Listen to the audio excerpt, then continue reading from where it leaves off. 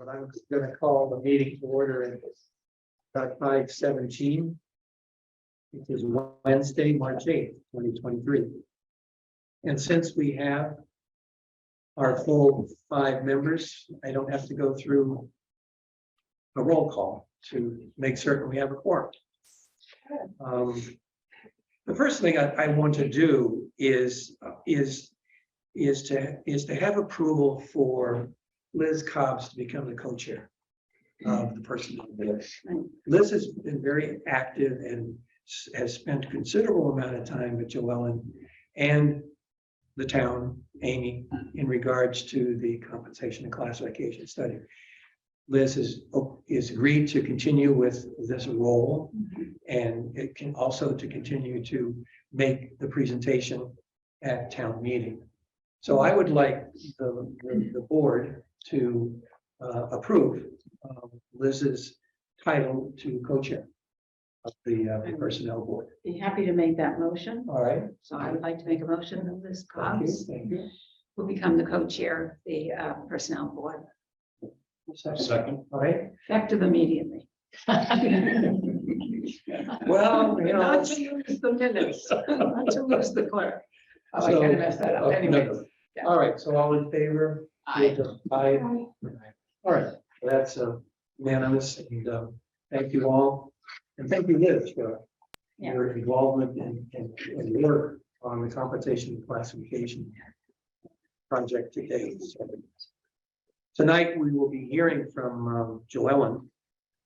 But before that, we've got the opportunity to approve a couple sets of minutes. I've got, if I'm correct here, I've got December 7th and December 14th. I hope that's, I have December 21st. oh, I think we already did. I think there were 3. I thought there were 3. okay, so what was the third? 7th, 14th, and Isn't there February? I have just, yeah, this February 8th and December, And February 6th, and there's another one. so, right, December 21. I think it's February 8th And February and 15th. February 15th. Yeah. And I don't have yet the minutes from January. I received those still, or the December 5th. And December 5th was the presentation to the select board, To the but select you weren't a board. quorum. Then it was just Bill and I. You did. Yeah, I was there virtually. Right, you did, yeah. All right, well, I'm not gonna write minutes on anything except the presentation. I'm not gonna go through the whole. select Right. board. Right. All right. Right, just the, all right, so the 7th and the 14th, I must have, this is what happens when you go to Cuba. You, Can you tell whether the train is left or not? Yeah, I should be able to on the tape. yeah, I muted it. okay. All right, so the first set of minutes, someone's gonna have to help me since is which one? December 21st. Oh, December 21st. Are there any comments, corrections, additions, deletions to this December 21st? All right, I'll entertain a motion to approve those minutes. All right, second? Second. Aye. All in favor? Hi. Aye, okay. We will, I will designate that as a unanimous approval. So now we go to, again, I need your help, February February 8th. 8th, February. I'll make a motion. We approve the minutes of the February 8th, 2023 personnel board. Is there a second? Second. Before we take a vote. Oh, sorry. No, I'm assuming if there are any questions, comments, please. So, okay, I don't see any, so. I'm somewhat uncomfortable with the note under number 2 on the minutes, but I don't know if you want to take that out, but just that the minutes have, we're all in HR, but I don't have them all, so. I don't know. So I was looking- strike that comment. On number, against number 2 in December. Right. I think what I don't remember which meeting, and I'm taking notes, I'm not looking at it, but what I think I said was, I turned in everything before I left vacation in December. And they weren't put up yet in February. Right, is that not what's written? I don't have it in front of me. It says all meeting minutes have been shared with the HR department to date. However, minutes from December 21 have not been posted and no minutes were provided for approval this meeting. So December 21 is tonight. So, right, so it doesn't quite say that about the before vacation piece. So your suggested modification would be what, Amy?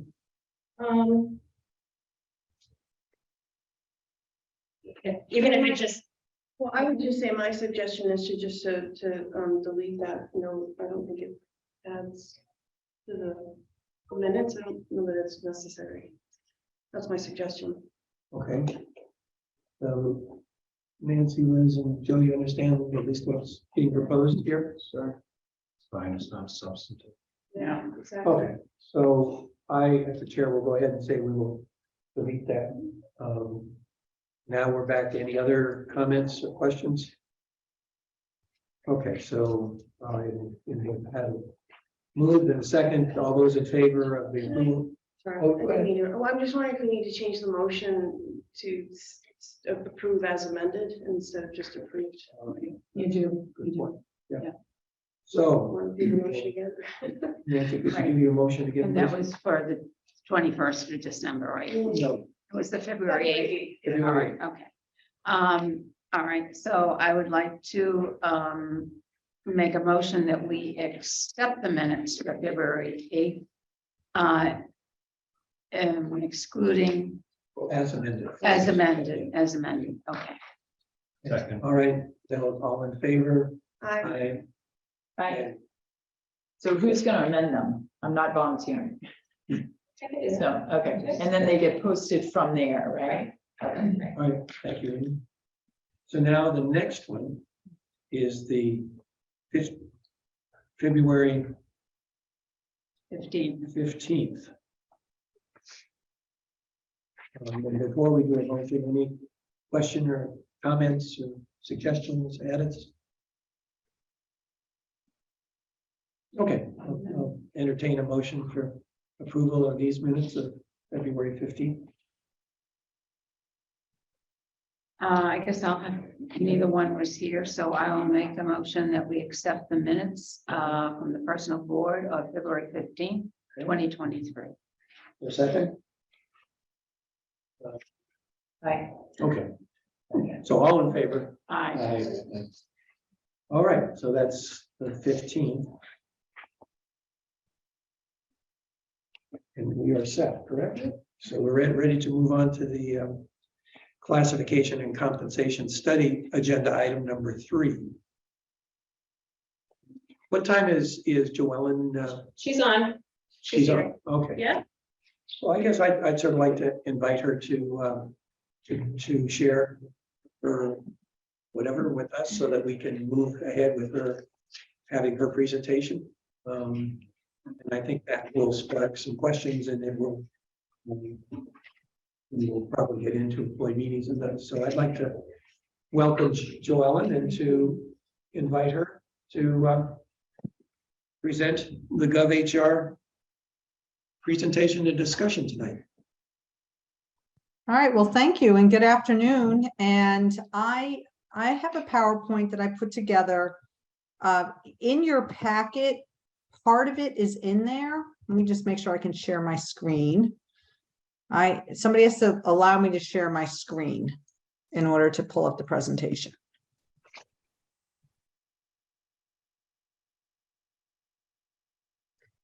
The presentation that's in your packet is included in what I'm going to go over with you, but I've added some slides to bring you back to the beginning of the study and the involvement with the employees, so you can see a little bit of what has transpired since last fall, and then I'll go into where we are all the way, I'll go over the presentation that we made with the employees before the reconsideration process, and then I'll let you know where we are today.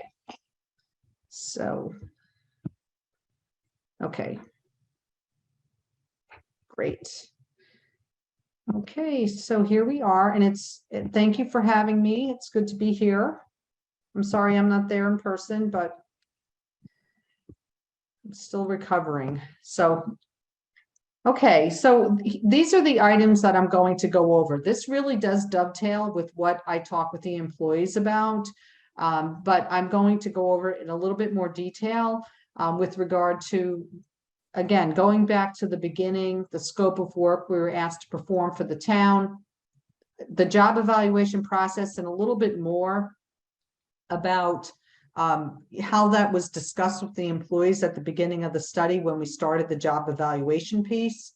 On page 56 of your packet is the table 2 that will be in the report, the draft final report. It has been modified, which I'll explain, but when I start talking about the classification plan and the compensation plan, that table, if you have it in front of you, will be helpful, and I'll walk you through that. The report will have a lot more detail in it, but it really does pull everything together for you to see everything on one page. And the employees have had that information shared with them. I'll talk about the compensation and benefits study and the fact that we still have yet to do benefits. I'll talk a little bit about that. The proposed compensation plan and how that's actually changing a little bit as a result of the reconsideration process. And then where we are with reconsideration, the status, and then the next steps. And of course, I'm happy to answer any questions you have about the study and where we are. So as far as job evaluation and the classification system, when we started this study last year, we started it actually after Labor Day. We had some meetings about the scope of the work, the expectations of the town. We had some kickoff meetings with the employees to talk about the study, what it was, what it wasn't. They received a letter explaining all of that information, and I was actually on site to do some kickoff meetings. So that all happened. We distributed materials to the employees and we got them going. We also at the same time determined a list of comparable communities to Concord, which I believe we spoke about, and we did a salary survey for the municipal light plant, and then we pulled comparable salary data from those communities for as many other benchmark positions that we could that were covered by the study. And then we went through the job evaluation process. And if the timeline of that was, we had the kickoff meetings with the employees in September, and then we went through a process. They filled out their questionnaires. The questionnaires were reviewed by supervisors. Everything was pulled together. And we started the interview process with the employees the last week of October. It was actually, I believe, October 31st. And it lasted a week or more than a week because not everybody was available at the time we were supposed to be doing the interviews. So that's when we were talking with people. And then after that was concluded, after it was probably 2 to 3 weeks to get everyone covered, we put together the draft classification plan. At the same time, we were getting compensation information from the market and looking at that information, and then putting together a lot of information on tables to then eventually come up with some recommended pay ranges. What we did put aside was the benefits survey, because as you can see from the table that you have, the class and comp piece of it is very involved, and to do the benefits piece, which is not as involved, but it is something that needs to occur. We said, let's put that on hold for now, and let's finish this piece because you have to get us to town meeting, and then we'll go back and revisit that. So after today, and I'll talk a little bit more about reconsideration and how we get that draft final report to you, but my hope is that you'll have that by the end of next week, and my plan is to be there in person on the 22nd after you've had the chance to review the report, to talk with you about it a little bit more. So what you see now is changing a little bit on that table. And then I can be there on site to kind of walk you through how it was modified.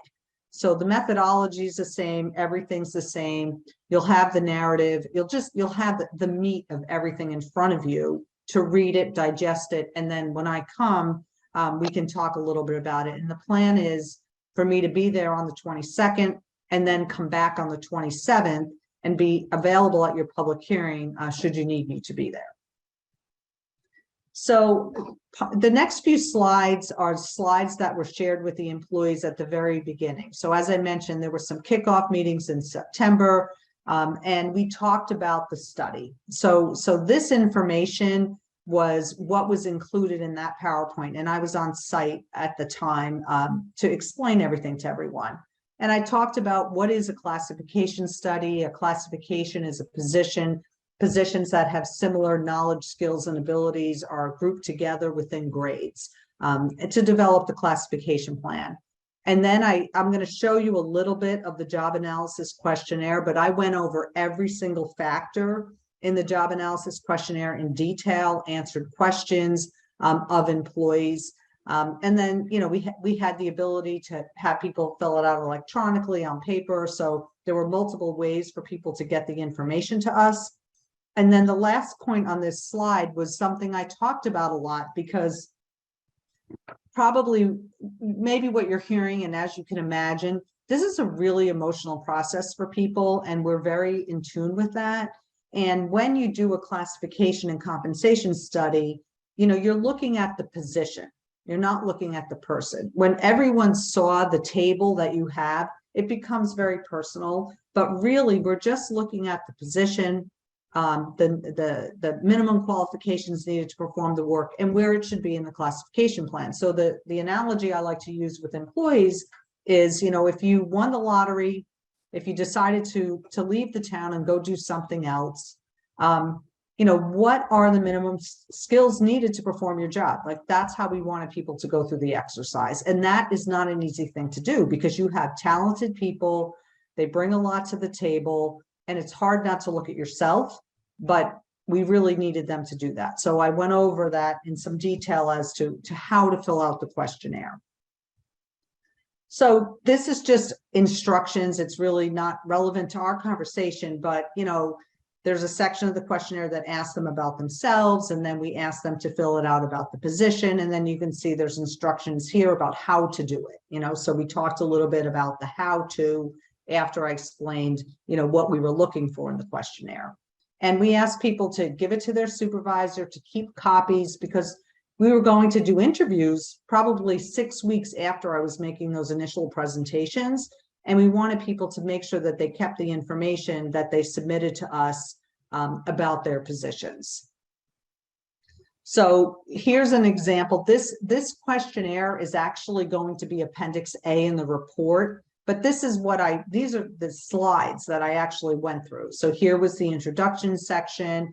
And the reason why we have this is because when we talk with people, you know, we want to know about them. We want to know about who they are, the position, how long have they worked for the town, because especially when you have multiple people that have the same title, their position, they may have different perspectives about it. So this is good information to have about the employee.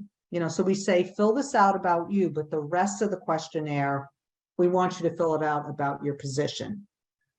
So the next part about it is the whole review of their jobs.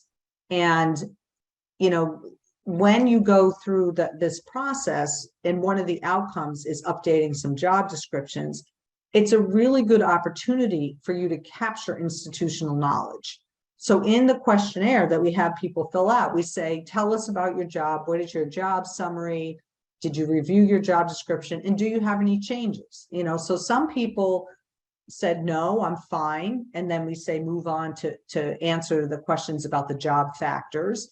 Other people had a lot to say about how their jobs have changed. And you have quite a few employees that are doing additional, or they have additional duties assigned right now. So learning about that and what's unique about every position is something that happens through the study. So we took the time to ask people about their positions. We have that information to update job descriptions on the other end. You know, once the study is completed, And we do that by asking the employees. So we ask them about their job, and then if there's a lot of changes, there's a whole section in the questionnaire to have them tell us what's different or the additional duties that they have. Some people, again, they don't have a lot of changes. Other people can mark up their job description and give us that. And then anything new, we say, put it on the questionnaire. Tell us what you're doing that's different. And that will help us when we help update the job descriptions, or if the town does some on their own. So that information was captured. And one of the things that's helpful when we do job analysis is that every community is different. Concord is different than Lexington, or it's different than Salem or Needham, or any community in Massachusetts, or any community in the country. There's always a unique nature to every community. And employees will tell you that if I went to Lexington, for example, and I had the same title, I might not have the exact same duties. So by allowing employees to fill out the questionnaires and having us review them and conduct interviews, we can really learn about the unique nature of the work and how it's performed in Concord.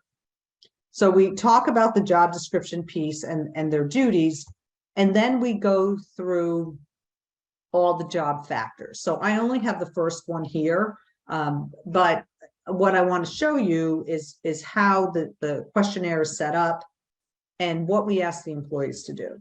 So for the first factor, which is education and training, we talk about if you left and somebody was coming in, what's the minimum level of education they need to perform the work? And you can see here, there's 7 levels. We also ask about certifications, special training, licenses, anything like that, because it's important to know that. And it's important to have that reflected in a job description if it's required, or if somebody has to obtain it after they're employed to keep their job. So we talk about the factor, and then I tell employees, I said, the higher the level you check, the more value the job has in the classification plan.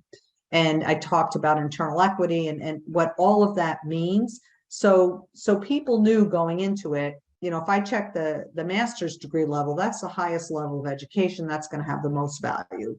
But as we went through every factor, which is listed here in our system, I talked a little bit more about, do you have a supervisory position or not? If you don't have a supervisory position, you should be checking up to this level. So there's 9 factors in our system, ranging from education and training all the way down to technological aptitude. And every one of them has different levels, and every level has a different weight. So what I was trying to explain to employees is, one job may have a higher level of education, another one may have more physical demands needed, and they can end up in the same grade. So we went through each factor. I showed you the education and training, but I went through work experience, decision-making, every single one, and talked in detail about what they meant. And depending on the type of job they had, what level they might be at. And then the employees had time to fill out the questionnaire. So once we pulled all that together, we had the supervisors review the questionnaire and give it to us, and then a representative from GovHR interviewed at least one person in each classification. So you have about 150 classifications in the study, and I think it's about 170 people maybe that are in those classifications. So we conducted virtual interviews. And in the report, when it's put together, the classification plan, which is on the left side of the table 2 that you have on page 56, is in the report, and it has 18 grades. So a couple of things here. The job analysis questionnaire that I just referred to is an appendix. So the whole questionnaire will be in the report.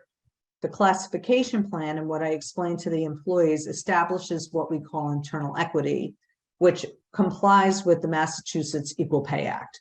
So in the classification plan, positions that scored similarly are assigned to the same grade, and the pay range that we develop is applied to every position in that grade. So internal equity, meaning job evaluation, is what drives the system in Concord. The pay is secondary to that. And that's what allows you to comply with the law, because we're looking at the unique nature of the work and how it's performed in Concord. So we went through that process.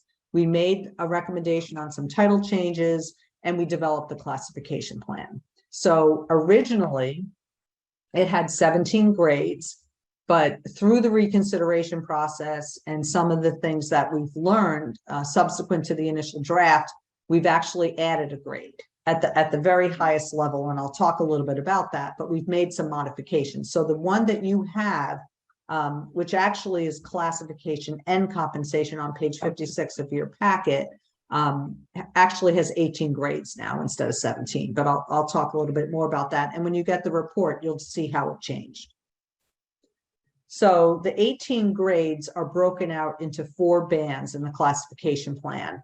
And everything up to grade 15 is the same as far as the grades. So we have 6 grades in the administrative and technical band, and then 4 grades in the program managers, supervisors, and advanced technical band.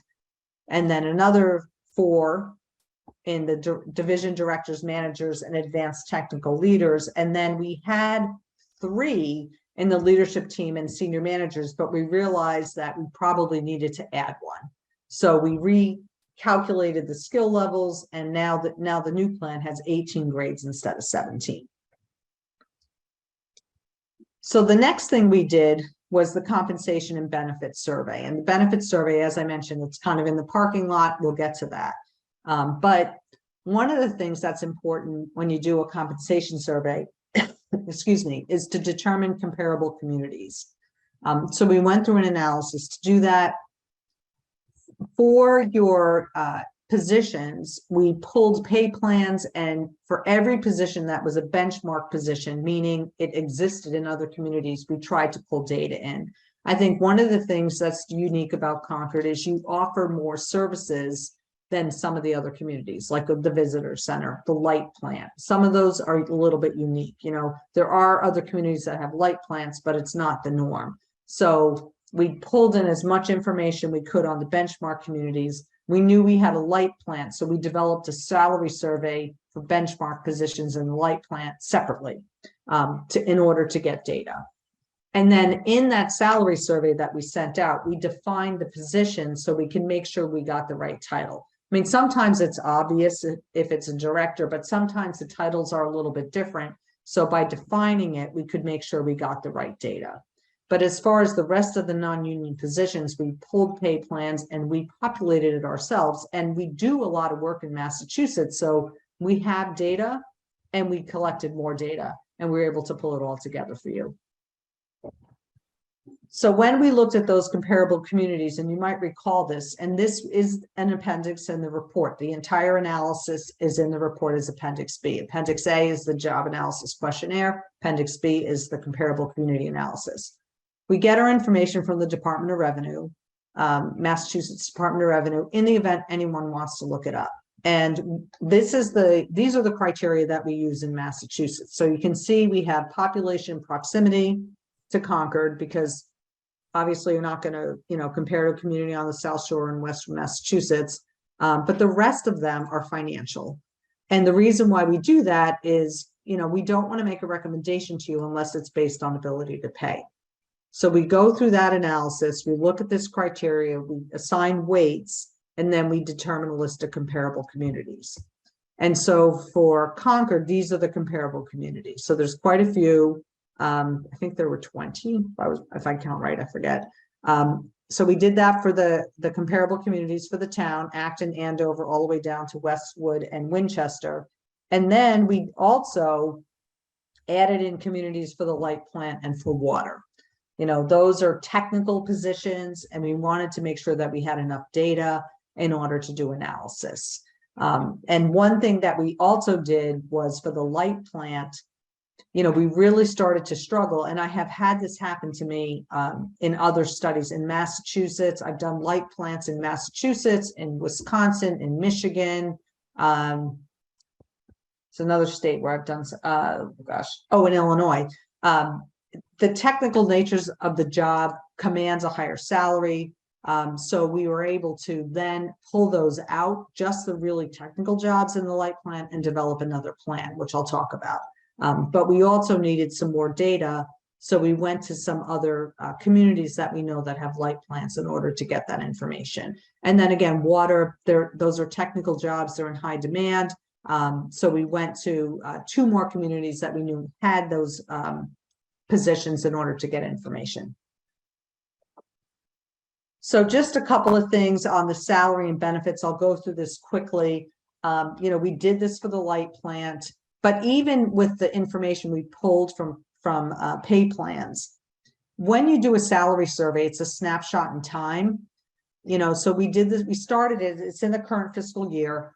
And whatever the market is at that time is your market. So, you might have a community that is a year behind, and that data is still relevant, because if an employee in Concord decided to apply for a position in that community, that's the pay range. So that's the market. So it's always a snapshot in time. As I mentioned, when we do a survey, we define the position to make sure we're getting the right information. We review it very thoroughly to make sure it's accurate and it is the right position. And then the last point is that we just like to use salary range data versus actual salaries, because a salary range is just a better gauge of the market as opposed to an actual salary. Because if we only had an actual salary, we don't know the conditions under which someone was hired, nor do we know their tenure. So we had a lot of information, which was really good when we pulled that information in. And then again, on the benefits side, I will tell you, and we can talk about this a little bit more, but one of the things to really think about on the benefit side and competing with the private sector is how you're structured as far as when people work. So I think one of the things that will be important for Concord, and this is part of the reason why we put it to the side, is really looking at kind of the new normal as far as how people are working, when people are working, where are they working from. So to maybe just give that a little bit more thought, and it's something we could probably talk about further before we actually gather that information, to make sure you remain competitive, because compensation is one thing, but the structure is another thing, and it's changing. I just went to MMA and talked about it in Boston, with the Mass Municipal Human Resources Association, about what I'm learning around the country. And it's something really to think about, as far as how you're structured. So putting that aside, I think, was a good thing to do, just so we could give it a little bit more thought. Because again, your base compensation is one thing, but it's really everything else that's involved. And we're seeing it more so on how people are working and from where. That's going to be a little bit more important. So that's something that we'll do a little bit down the road. So if you look at page 56, this is where all of the information comes together.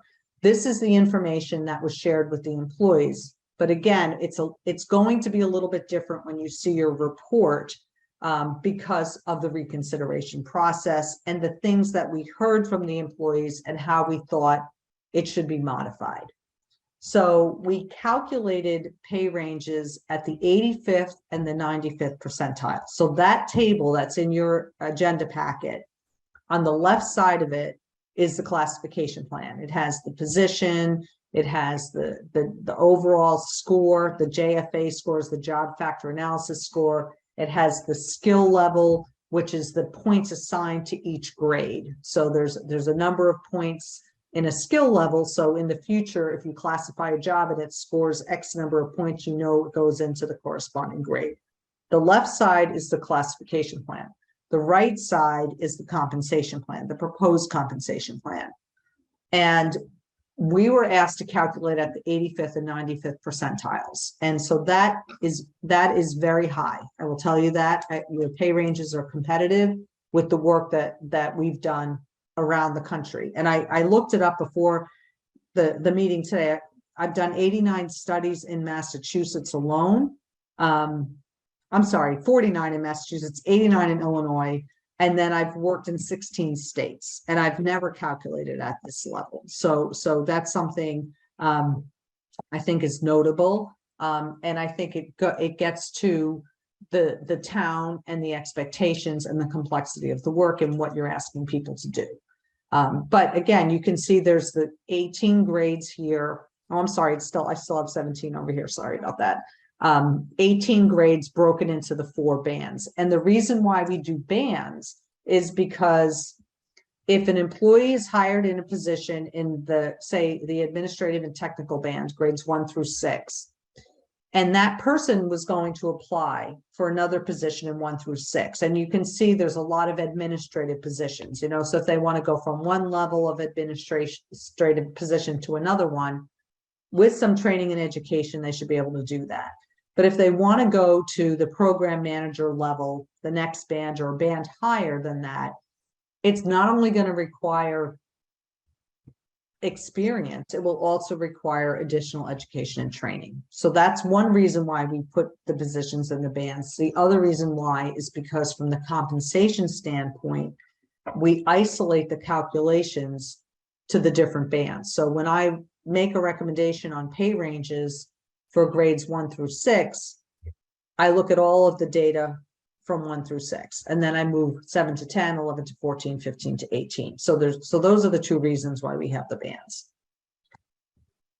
So there's a couple of tools that we use in order to create the pay ranges. Now, what's on the table you have now has been modified a little bit because they've changed and as a result of the reconsideration process.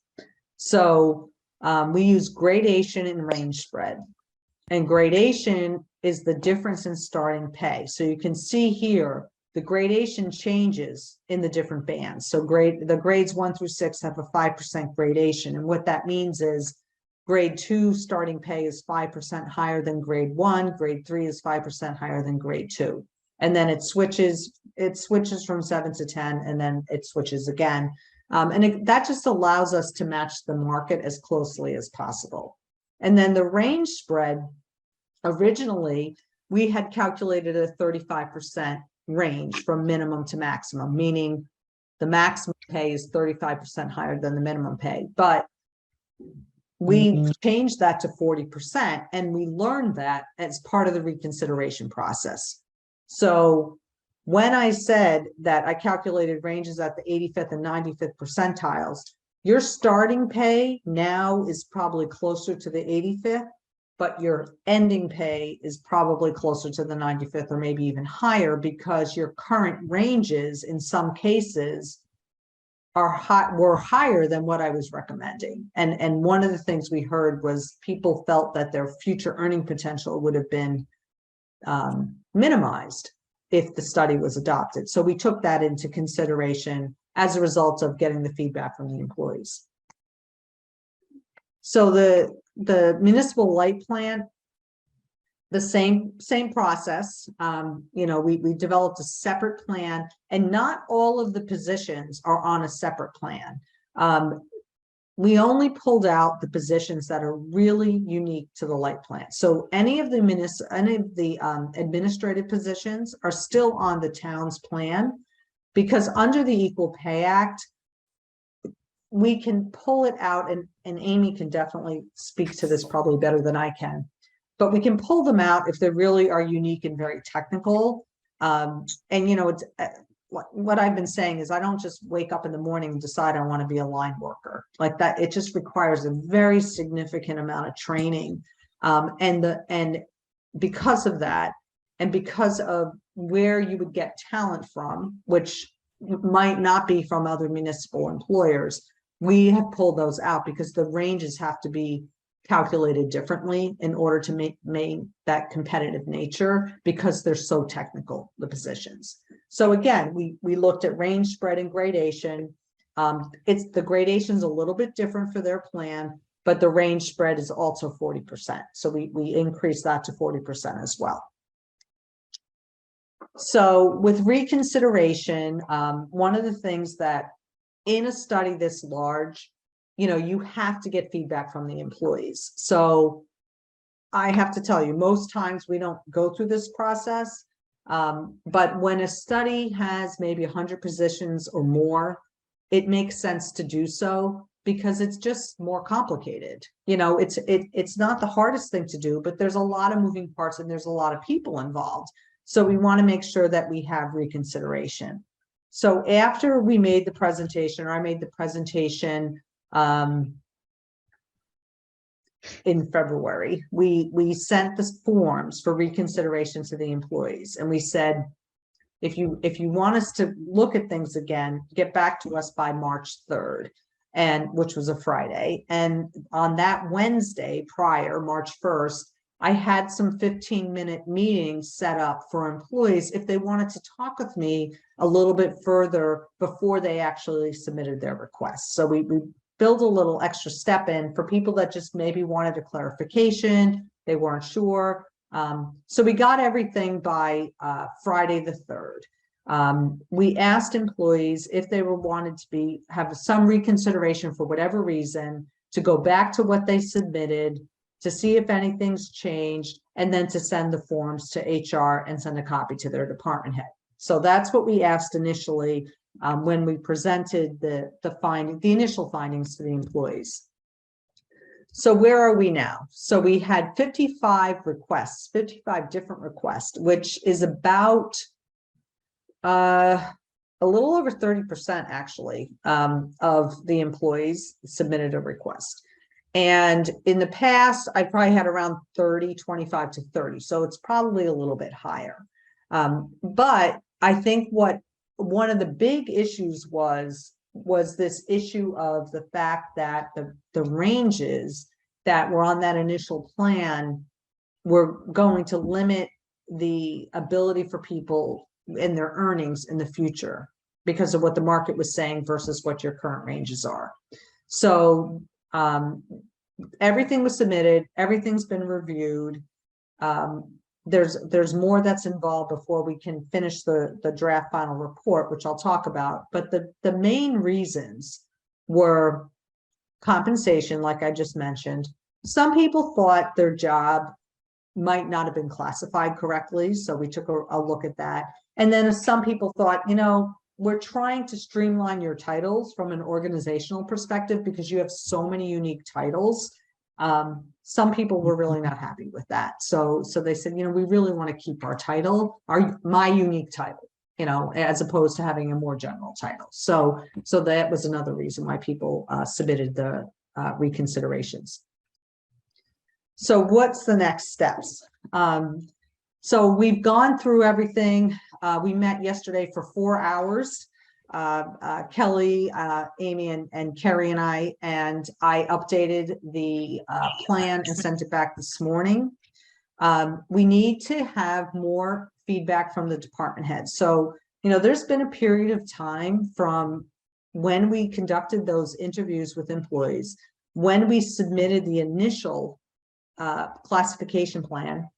And there was just a lot of steps in there because you know, we had to get the department heads involved, you know, to say, okay, here's what your people requested. Does it make sense? So the staff at the town did that. I was not involved with the department heads. We went over everything and then they took that step and then we rolled it out and now we're doing reconsideration. So we want to go back to the department heads and just say, okay, this is our kind of final recommendation. Do you have any other thoughts? So that's planned for Monday. And then after that, the report will be put together. So everything I'm talking about, everything you've heard throughout the study will be in the narrative of the report. So the process, the comps, you know, job evaluation, job classification, all the tables, the appendices at this point will be the job analysis questionnaire, the comparable community analysis, and all of the data from the market. So it's going to be long. And my hope is to get that to you, you know, by the latest at the end of next week. So then when I come there on the 22nd, you'll have had the chance at least to read the narrative, which hopefully will resonate with you based on what we're talking about tonight. And then you can ask questions about the tables. And then we'll get feedback. You have that public hearing on the 27th. I'll be there for that as well. Liz and I have talked a little bit about the last public hearing, so between the 22nd and the 27th, or even between now and the 27th, we can talk further.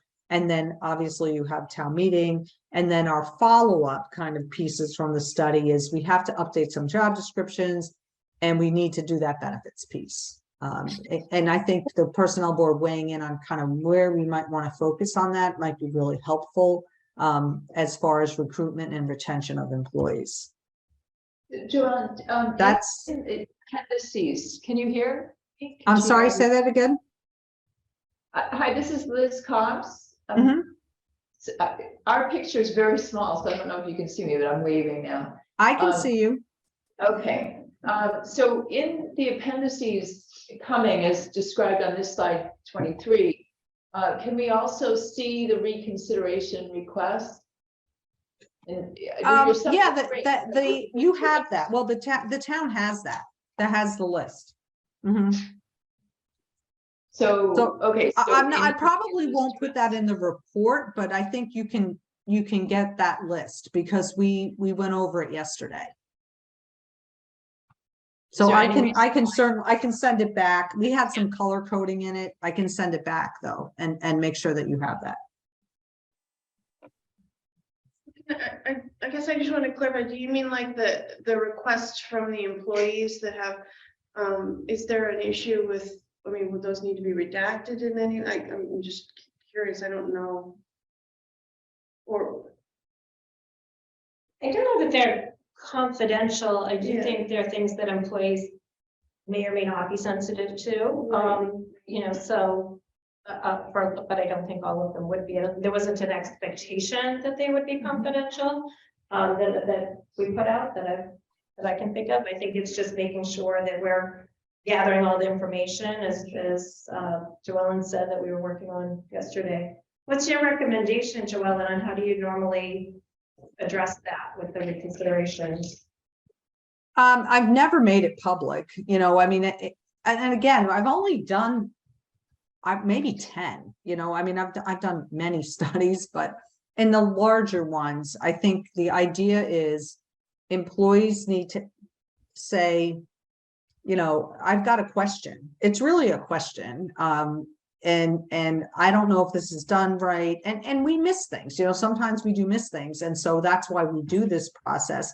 And it's really the end result that's important. So I don't know if it's as important as to who asked, it's really the end result. So I don't know how employees would feel if they knew that they asked for reconsideration or not. I've never made that public. I've just taken that in as the consultant to say, okay, let's talk about it and see if we need to make any adjustments as a result of the request. And then the report is given as the next phase is a draft final report. Everything you have now is a draft. So that next phase, that full report that you get is still a draft of the final report. So if somebody sees that, I have a feeling that when most people see it, they're going to be fine. Especially because we added the grade and we recalculated the ranges, because the compensation piece, I think, was a big piece. But it's still a draft of the final report. So I think maybe one strategy would be to say, here's the draft of the final report. If there's anything that really still looks off, let's just take a quick side to see if there's anything else we need to look at. And I would guess that, that list would shrink significantly. And maybe that's the strategy, because I really do think that most of the concerns that people had will probably go away when they see the next draft. So is it, I guess the question is, because the assumption between you and Amy is that anything that's shared with the personnel board is categorically public. And I'm wondering if there's another category where there's not, it doesn't have to go to the full town, but could be to the personnel board. Well, I'm wondering if as the co-chair or the co-chairs, you're not a quorum. I have to put my hat on as far as I'm not a municipal attorney, but if the board said we'll have one person look at them to see if there's anything that we need to talk about, that might be a way to go about it, so you preserve, what the employee was requesting, and it's not made public, because at the end of the day, you have to accept the class and comp plan, has to go to town meeting, and what that individual employee says is a little bit more relevant once we finalize the plan. It's not that it's not important, because obviously it's taken into consideration. So maybe that's something we can talk about to see if maybe a few people could look at it as opposed to giving it to the whole board, if you're comfortable with that, so you can see how we responded. Because the next draft is going to be different and things are going to move around a little bit. And so you can assume that some of that was because of reconsideration, and the pay ranges are changing. Like I just mentioned, there's 18 instead of 17, and that's definitely as a result of what the employees pointed out to us. So can I ask you a question about, so with this next draft of the report that's coming out, and you've gone through these reconsideration process with these employee 50, I think you said 55 requests. So let's say you've resolved a number of them, but we still have some outstanding reconsiderations. Are we just going to move forward, or are we going to try and work with the employees to resolve any outstanding issues, or is it, or are they just not resolvable issues, I guess is my question. And is there a secondary process for these employees who perhaps are not happy with that result? So I'm sorry if you hear my dog. It's okay. So yeah, at some point you have to say we're done, right? At some point. And I think when you have a reconsideration process, and you have employees that have the ability to say, I think this needs to be reviewed. And then I look at it and say, oh, yeah, okay, talk with administration. And then we go back to the department heads and we come to some resolution, then you're done. Then you have a draft of the final report and you're done. I mean, maintenance of your plan in the future. So I'll give you a good example. We have one of the things that I think was interesting is you had a lot of administrative support positions. And now we have what we're recommending are positions at different levels. So if for some reason in the future, if a department head comes in and says, I think I need to reclassify a job, you now have another classification if you need it, So you are going to have a tool to maintain the system going forward. Hopefully, I mean, really, as a result of this, you should have very little changes, because we've taken a lot of time to make sure that they're in the right place. But that doesn't mean that the Commonwealth isn't going to say, oh, now you have to have a new position, or now this position has to do these other things. So I mean, if there's some isolated incident where things are really different, you can always look at that again. But my recommendation would be, we've asked the employees for their feedback. We heard what they said. And we're going to come out with something that no employee's current pay range is going to be less than what it is today, which will get rid of the whole concern people had about their future earning potential, which I think is a big deal. It puts you higher than the 85th percentile, but that was a lot of what we heard. And then there were some situations where people thought their job should be classified differently, and we've taken that into account too. So there's a few that we didn't change, but I think that was addressed because of the pay range. So I would be out of 55, if there's a handful left, I think unless there's something that's really wrong, I would just go forward with it. I would say we're done and bring it to town meeting, because the vast majority of your employees are going to be positively impacted as a result of the study in the long run. Any other questions? Excuse me, somebody has? Joel, I have a couple questions. This is Joe Emmerich. One is related to future increases. I know comp is a snapshot in time, I would imagine an employee might ask, I would ask potentially, what about next year, or when is this data from? Just being in the market and knowing how fast things are changing. Have we thought about whether it's cost of living increases, or are we going to do annual benchmarking in the future? Or like, what's the look forward plan once we get the current state where it needs to be? So in the report, it talks about the future administration of both the classification and the compensation plans. And on the compensation side, you know, so if you implement an FY24 for FY25, you're going to want to look at those comps and say, what are they doing to adjust their ranges? It's similar to what you would do in a collective bargaining situation to say, we need to adjust the ranges, you know, so if it's 2%, 3%, and I always say general increase versus cost of living, because it's not really a cost of living increase. You're going to want to look at those comps to see what they're doing and then make a recommendation through town meeting to adjust the ranges by that amount. And if you do that and you give people that general increase, you're going to maintain competitiveness with the market. You know, the secondary piece is how people move through the range, but the primary piece, I think, is what you're asking is, yes, I mean, I do write about that in the report about how you maintain the compensation plan going forward.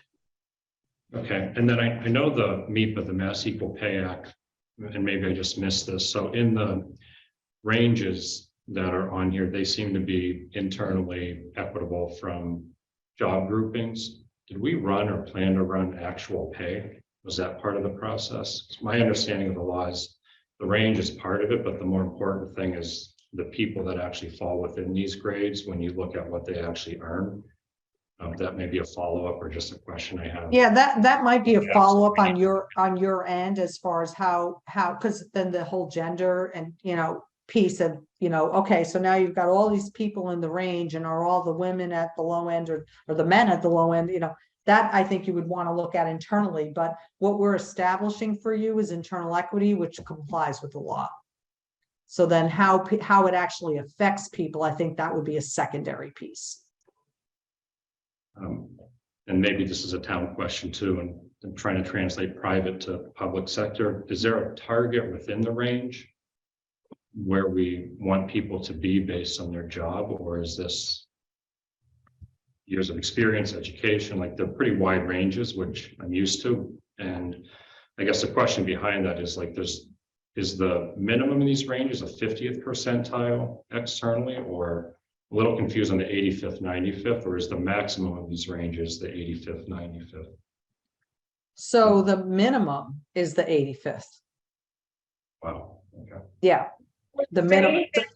Minimum, right? So it's, Well, yeah, I mean, the ranges are 40% from minimum to maximum. But when we looked at the market, and when you see the individual data sheets, there's a bunch of calculations on it, and it starts at the average, and then it's like the 50th, the 60th, the 75th, the 80th, the 80, I can't remember exactly, there's a lot. And so what the pay philosophy of the town is you want to be above average. And so the ranges that are on what you have are based on the 85th percentile. So when you see those calculations, and then you have a range based on the 85th percentile, and then there's a 40% range. And I think what you're asking is, well, where do people end up in that range? And there's different strategies for implementation, which we're not there yet. Some of it can be based on tenure. Like, there's just a lot of different ways to implement in the future, depending on where people are with their tenure and all of that, based on where they should fall in the range. But our general recommendation is, if an employee's current pay is below the minimum for the range, they should at least be at the minimum. If their current pay is within the range, it means they're being paid at market, which is good. So say, for example, someone is at the maximum of the range now, but in the new range, they're maybe at the midpoint. That's good. That's fine. That's where they implement. They don't go automatically to the new maximum. And you have no one that's above maximum. But if you did, we would say, don't reduce the pay because the market value of the job changed or something like that, but you don't have that situation. So I think that's a conversation a little bit for down the road as far as implementation is concerned. But your ranges are based on the 85th percentile of the market, meaning 15% of the communities pay more for the same position, 85% pay less. And the idea is that you want to be a competitive payer, you want to be above average, and then the range is 40% based on that 85th percentile.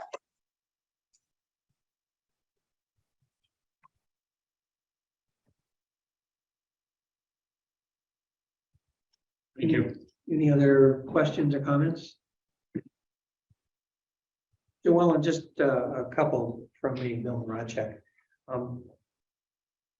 I'm curious as to, in the instance in which the reconsideration was not in favor, didn't favor the request of the employee who wanted the reconsideration.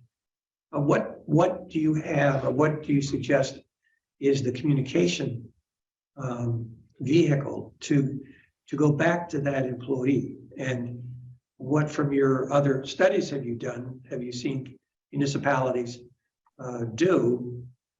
Because if it seems to me, I mean, we have a situation in Concord, which I think more communication is better than less.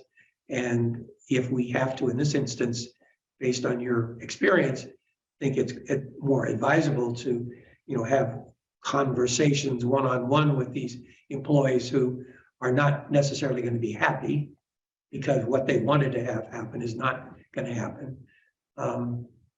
So could you speak to what other communities do and what you would recommend in terms of the feedback to the very few, but sometimes really important folks?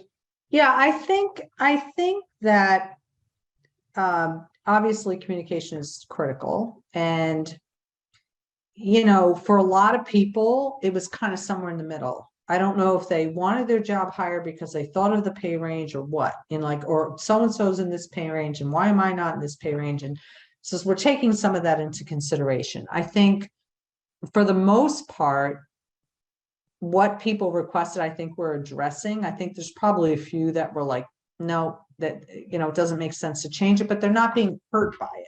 They're not, no one's being hurt by anything. I mean, I think that's an important point. And maybe what we should do is go back through the list and say, okay, let's give the draft final report. There were people that requested reconsideration. We'll tell them that we think that we did meet the spirit of what they did request through the changes. And if they have any questions, to ask the questions, or if we know in the few instances that we're not going to make a change, maybe we have that one-on-one conversation, with people. And I'd have to go back and look at the list and see where that might be upsetting to someone, but for the most part, I don't think there's too many people. And again, no one's being hurt by this, like no one, not at all from a compensation perspective. I think it's more of sometimes people perceive, okay, well, why am I at this level? It's more internalized and it's more emotional. So we just need to figure out how we address that in a way that we are, compassionate to people if they really feel like things should be different. And maybe it's really not warranted from an organizational perspective. So I think we can think about that. I think we should give you the report. I think the employees should see the report. And then I think maybe we had talked about giving them another letter about the response to their reconsideration request. And then if they do have an additional question, we can certainly let them ask it. And then maybe have an individual conversation. I think that might be the best way to go. Okay, well, I encourage the town to do more than less. And I think help establish the credibility of what's taking place. And it will also give employees the the opportunity to realize that there's been a lot of sensitivity that has been placed here. And GovHR has responded. The town has responded. This is all good news, good information. So I just want us to think about this as we, continue along this journey we have to the town meeting. The last thing I have is, you mentioned about the department heads meeting that's going to take place and, for more feedback, but have you given the department heads a template of, this is what I hope you can give us, or is this just a free flowing conversation? How is the department heads, which I think is a very important step. And the reason I think it's important, not only these are individuals who have a greater understanding of the organization, but I think it's also important because what we're doing here is recognizing that being a department head is an important responsibility, and that the town recognizes that citizens recognize and appreciate individuals in this role. Again, the more we can do to reinforce how positive we feel about individuals who fulfill these leadership roles, I think we benefit. Mhm. No, and they have been terrific. I don't know if I said this up front, and every time I make a press, I know I didn't say it today, but the fact that the employees took the time that they did to help and give us information in order to do the study, and then have the department heads weigh in. I mean, that's a critical piece because they are key members of your organization.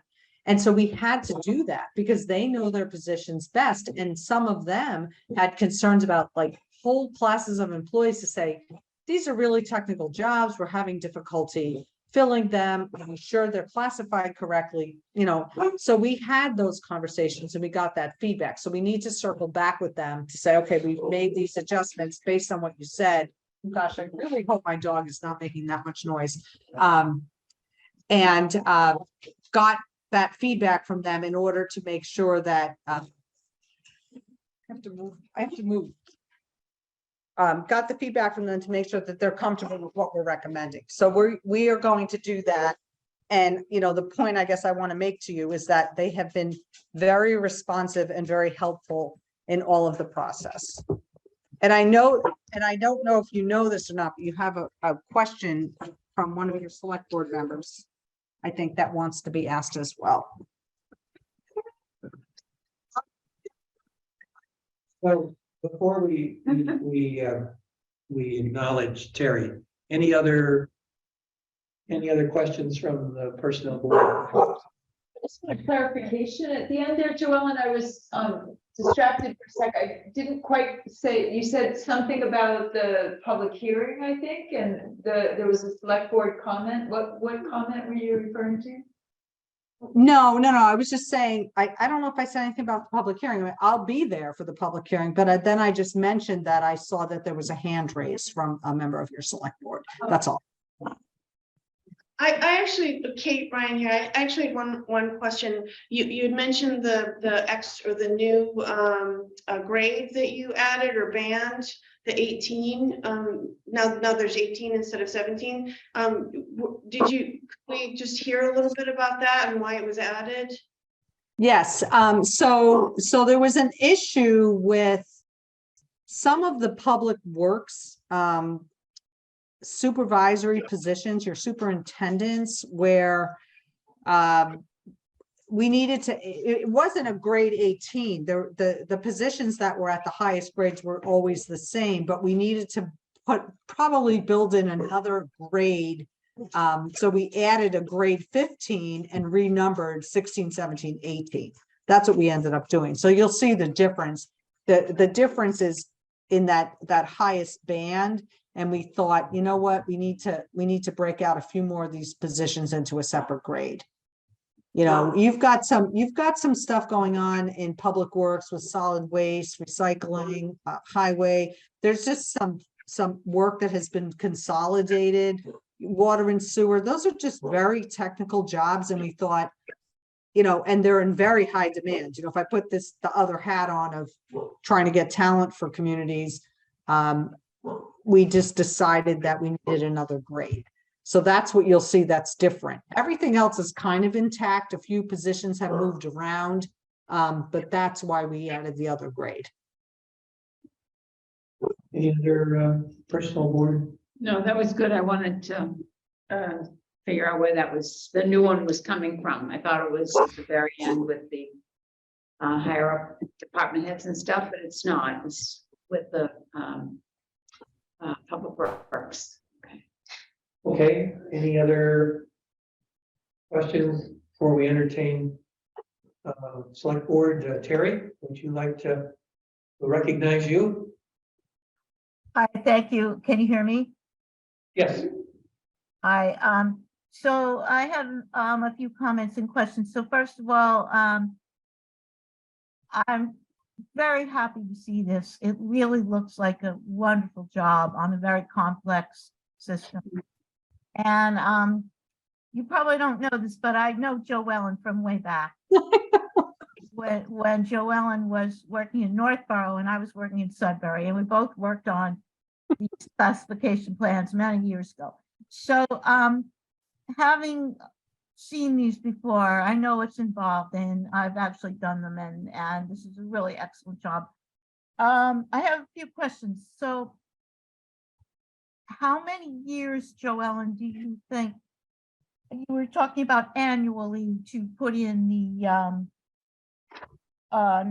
general increase, you called it, but then every so many years, the whole thing has to be reevaluated. How many years do you think until we do that again? So it should last you, you know, 5 to 10 years or more. I mean, if you, in the report, it talks about how to maintain the classification plan and the compensation plan. And if you're diligent about that, you'll be fine. You know, I think if Concord, I mean, you're not going to double or triple in population. You know, you're not going to add a ton of positions. So, you know, what I recommend is every year, if you look at the classification plan, if you need to abolish a position, like I said, if the Commonwealth gives you some other mandate or something, you have to add a position or add duties and you reclassify a job. You know, if you once a year, just like set a time and say, okay, is there anything changed? Talk to department heads and go through like a little period of time. And if not, you're fine. I think you have a lot of classifications that you could move people around if you need to. And then on the compensation side, if you're surveying the market and you knowing what they're doing, you know, 5, 10 years. I mean, I've been doing this now for over 10 years and I have only had, I think, one community that wants to do it every 5 years. And I said to them, you've been maintaining your plan.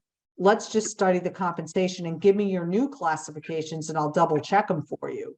But they last, it will last you. Great. And we're also looking at the role of the personnel board, the select board and the personnel board, and we had a task force studying it. And in previous communities where I worked, we had one member of the personnel board who would work with the HR director and the supervisor for any employee, let's say a year from now, 2 years from now, the job duties have changed. And they would go through the factors again to double check it. Have you seen that kind of system in other communities? Would you recommend that this be a function of the personnel board? Right. So, you know, I am absolutely respectful of the Massachusetts form of government because I worked there for a long time. And I think one of the things to think about going forward is exactly what you just said, because you don't have the luxury of time anymore.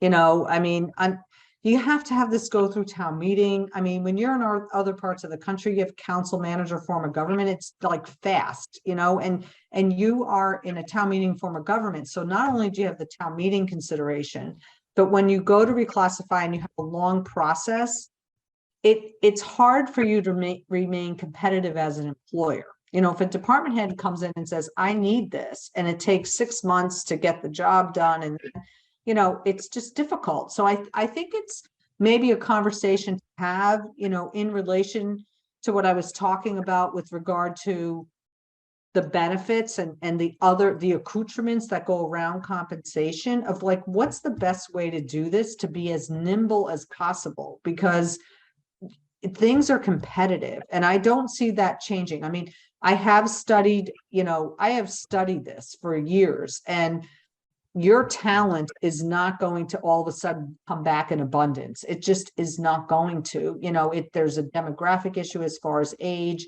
there's where people are training to get the technical skills. So being able to be as quick as possible to procure talent or make changes to jobs as needed, I think is what I would recommend. Now, how you get there, there's probably lots of different ways to involve the management team and the personnel board to make sure there's always that check and balance. And I'm absolutely respectful of that, but I think it's something to maybe have another conversation about how you want to administer things going forward. So you can do it as quickly as possible. Okay, and then, if I may, I just have two questions about the detail of the plan that's on page 56. I looked through it, as I said, and for example, there's let me just see what page I'm on here. Of course, I've lost now. Well, I saw a new position that I didn't really understand. And there it is. Okay, grade 10, media manager, which I'm assuming is in the Minuteman Media Network. And I'm trying to figure out where that position, I think there's maybe a position that I can't find. That's the head of the Minuteman Media, and I'm trying to figure out what grade that one came out at. Maybe I just don't know what the title of it is. All right, that would be an Amy question. Okay, We did try to indicate new positions because that was part of it, to have the department heads give us that. I'll answer that piece, but I'm not sure about the structure as far as the organization is concerned. yeah, I just want to make sure that current position is not missing. If you want to get back to that line, Amy, if that's easy. So several of the positions on here represent some restructuring or additional duties that were happening. And that one, I believe, is a rework of the production manager, which is that's not on here separately, right? So am I remembering that one right, Kelly, that it was replacing the production manager? Okay, so media manager new, that is now called production manager. That is my recollection at this moment. I'm going to look at something to confirm that, but Yeah, I think we need to look at that. I thought there was a production manager on here somewhere, but I could. then there might be. I'm There sorry. is under grade 7. Okay, then I'm right. So it's completely new one. So is there like a studio manager that's above that? That's what I'm looking for. There had been a station manager position, so that's the one. I'm sorry that it's a rework, redesign. They've been restructured in Minuteman Media, and the CTO had recommended a redesign of the station manager position. Right, so where is station manager? What grade is that? That's It's the not, one that it's not on this plan at all. so there is no station manager. Right. Then is the media manager the person who's going to be running the whole studio, or is there a person? Right. Oh, Yes. okay. All right. My other question is on the CMLP. I just didn't understand where it says line worker grade 2 and line worker grade 3. Because it looks like the line worker grade 2 is at a higher grade than the line worker grade 3. That's correct, and I know that at a lot of places, 1 would be lowest, and then it goes 2 or 3, but in that particular field, that's not particular to Concord, that is the meaning, 1 is the highest, it goes 3, 2, 1, it's an industry standard, not even just in municipalities, so, so we have 3, 2, 1, then leave. Thank you. Okay, thank you for explaining that. I'd like to take a moment and just revisit a point that I made at the last meeting, is that in order for the personnel board to have a plan to approve, it has to come, as I think, from, it's my understanding it comes from the town.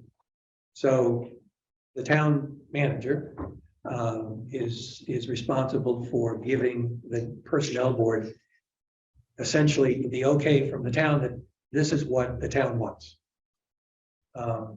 And I'm not sure what the mechanism is. And maybe like you could expound a little on how does that, is it just included on our agenda, or is there a formality that's established with this is what the town requests the personnel board, you know, where there's an acknowledgement that this is something that we're okay with? I don't want to overdo this, but it just, it seems like there's got to be a step here that I want to make certain that is properly recognized. I don't recall anything that formal in the other 3 that I did here, that when we're coming to the board, I don't bring something forward to the board that the town manager hasn't been a part of and endorsed. So when I'm bringing something forward to the board, it's representing that the town manager has been involved and said, let's move forward.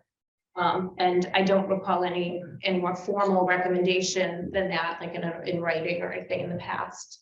Well, I don't want to add more work. It's just that I just want to have the record, I guess. You know, the assumption is that once it comes to the personnel board, it is already passed whatever hurdles, whatever reviews, whatever discussions.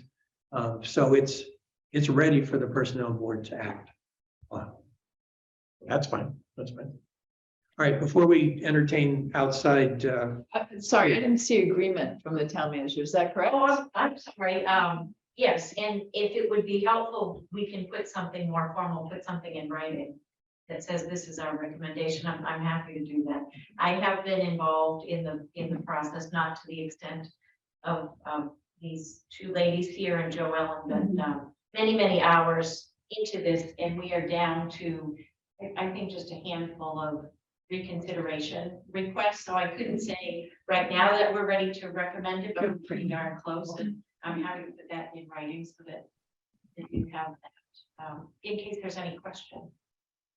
it seems like that's I know it's a nit, but I think it actually might be a nice part of the process to have. Okay, so any other from the personnel board? Well, I was just, sorry. There's just this item on here, identify additional information board would like to review in order to vote on the class and comp, and so we didn't really touch on that. Were we gonna do that? I just We need to do that before we you're absolutely. Okay, so I think we can entertain questions from the public with the presentation that's been made. So who is there another hand up? I can't even. No. All right. Oh, there is. No hands. No hand? Nope. Okay, so we're gonna move on. And I think we need to move on. Joellen, and I don't want to hold you any longer than is necessary. Have you finished sort of all the points you wanted to share with us this evening? I think so, yes. Okay. Well, thank you. I mean, this is, I think Terry said it really well. Your your presentation and the manner in which the detail is here, I think it speaks highly of you and your organization and the work that you've done. So we thank you for that. We're not at the finish line yet. Still, obviously, some things that have to take place, but we really, you've really accomplished a great deal, and I think we, personnel board and citizens, obviously, will appreciate that when they actually see the final document, the final report.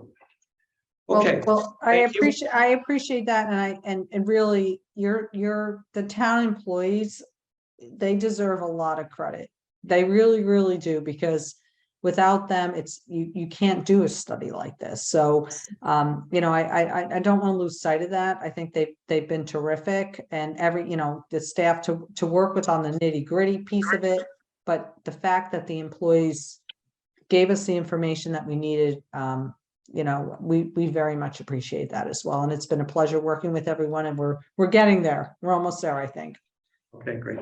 Thank you again. We'll All see right. you, see you soon. See you soon. Okay, good night. All right, so Kate made the point that we should now, I think, address that, which is the additional information the board would like to review in order to vote on the class and comp. Yeah, I thought it was target date for us voting on 3/22. That's not what it means then, evidently. We're voting tonight. No. And we're not voting tonight. Okay, so what are we voting on tonight? We'll vote. I mean, the only thing we have left to vote on is adjournment. So, Oh. so we do have one more. I mean, this is No, when I'm reading it, it said it looked like that we vote when we get the rest of all remaining information. We vote on the 23rd. Is that it? The 22nd or something? So Right. the point I think here is, what additional information, what more do you, each of you, as a member of the personnel board, would like to see before you're going to be in a position to vote? Now, this obviously, you know, the protocol here is that if anything that's the next point coming, it comes from the town, and then it's ready for us. So what information you think you will need that you don't see presently in having, so that a vote can be taken? Well, I think it's personally, it's been an excellent, tremendous amount of work. It's great. I would like to see how they make out with the few employees that are left. But if they're able to work something out within line, you know what I mean? So you like sort of an update I to would. reconsideration Yeah, status? I would like that. That's fair. That's fair. Anyone else have a thought in terms of what you might like to see or have? So she had mentioned the, I guess, next draft of the report. I mean, I sort of assumed we would see that before we voted. Is Yeah. that? And also like the addition of 18. I'd like to know where that went in, so we have a complete, is that what you meant? Yeah, Yeah, and she has, so this is the presentation that she gave to employees and Right. then sort of adapted for the personnel board, but Right. there's a full Yeah. report that sort of maps out methodology Right. and comparables and how they came to the conclusions. Right. So that's coming. I agree. Right, and she was planning on, she said the end of next week, she thinks she would have it, and then we'd get that out to the board, so that you have time to review it before Right. the 22nd. Right, good. That sounds perfect. I don't know if this is a reasonable request, because again, relatively new, but normally I guess I would ask, like, what's the actual pay philosophy? So if I'm a manager that is hiring one of these positions or the HR team, like, where within a wide range am I actually targeting? And maybe Joellen, my question wasn't clear, but I'm still a little confused about that. And I think that's an important data point, particularly when you guys run the actual data of what people make versus just a range. So I think that's the relevant point for employees, that at some point, I don't know that we have a role in that, but the town should definitely look at where your people are actually paid and whether there's discrepancy by gender or anything else within these ranges, because they're pretty wide. I think that's an excellent point. I think it probably, just thinking here to myself, how can we can put it in the minutes, obviously, but maybe it should be a request of the town is it possible to do that kind of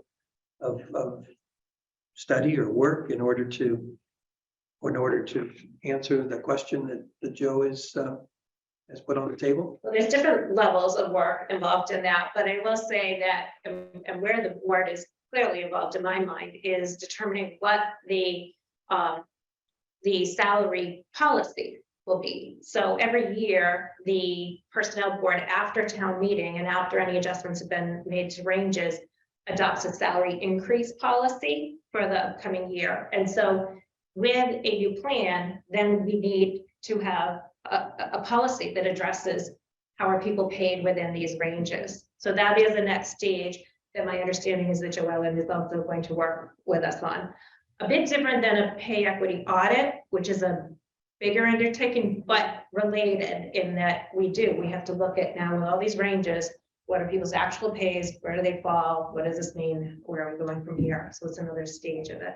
Yeah, so you'd look at, I would imagine, things like years of experience, education, maybe even scarcity in the market, if there's certain roles that are just very hard to fill, you know, whether those you pay a little bit more in the range, I don't know, but those are the things I'm just thinking in my head, having been through these in the past. You're gonna get questions about at some point.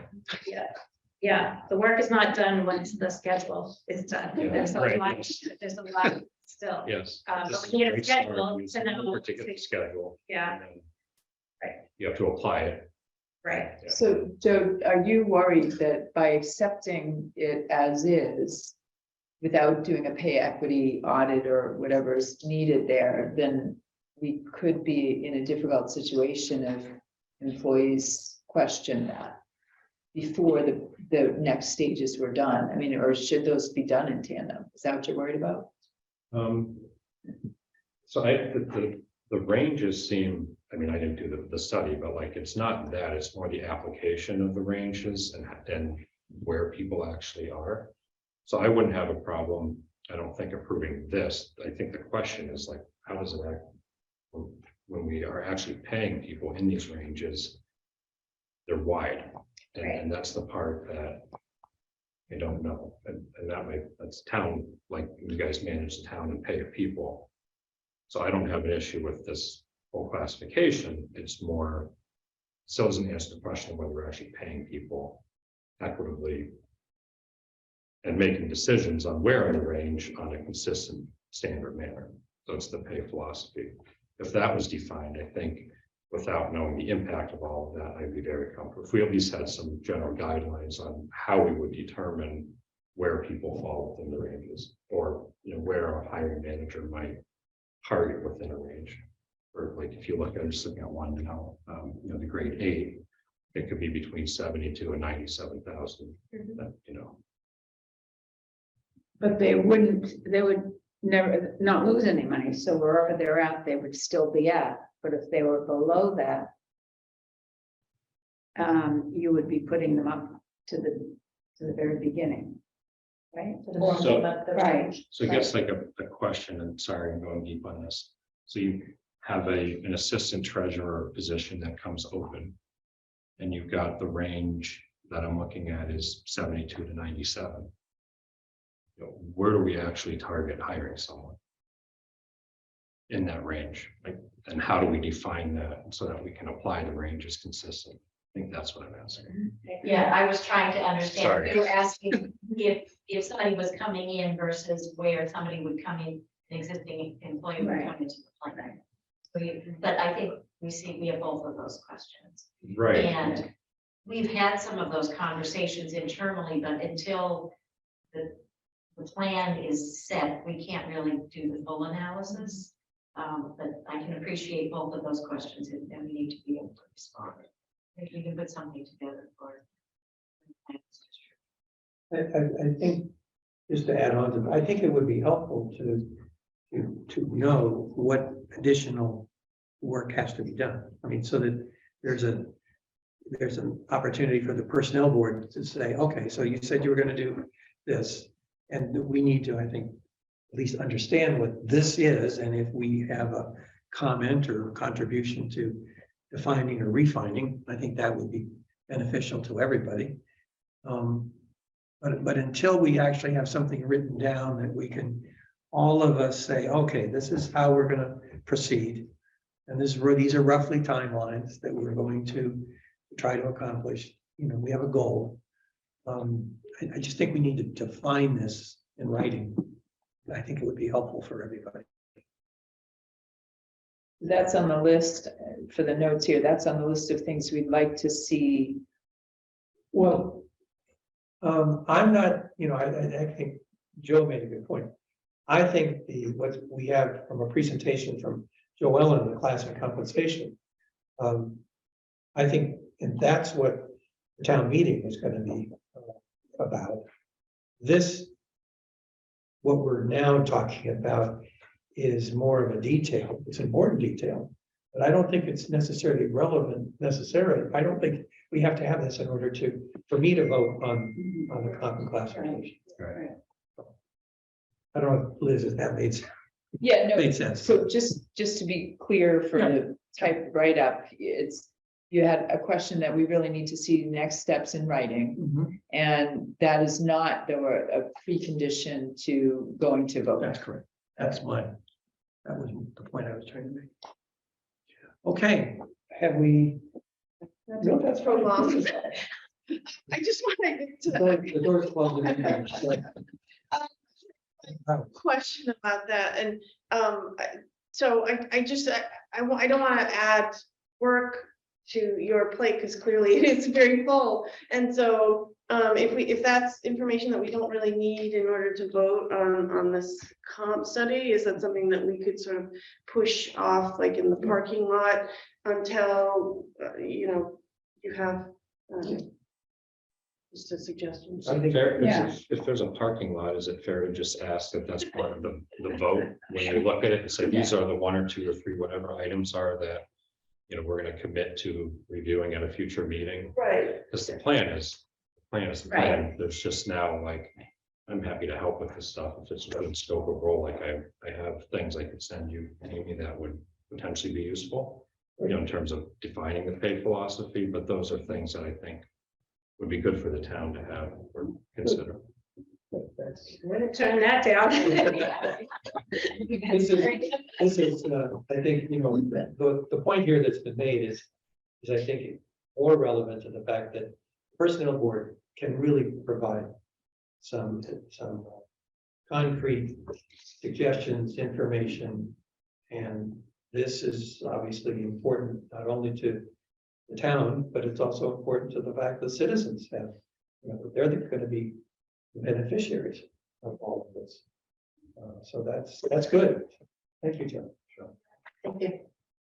Okay, I guess we're at the point here of public comment. I will entertain, honor the agenda. Is there any public comment from anybody? Okay, I don't see anything. So I think we're ready to move for our final vote. We need a motion to adjourn. All right. I second. All right. And all in favor, say yes. Yes. Yes. Yes. Yes.